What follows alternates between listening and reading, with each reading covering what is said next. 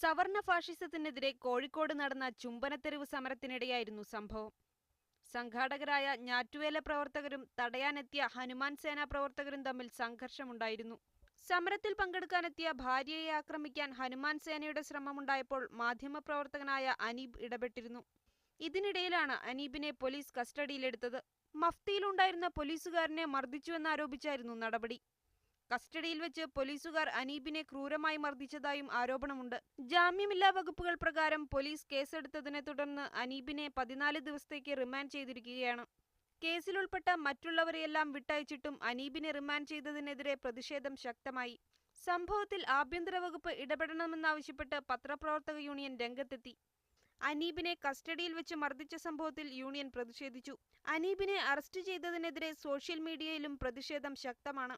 അനീബിനെ വിട്ടയക്കണമെന്നാവശ്യപ്പെട്ട് സാംസ്കാരിക പ്രവർത്തകർ സംയുക്ത പ്രസ്താവന ഇറക്കിയിരുന്നു. മീഡിയ 1 കോഴിക്കോട്.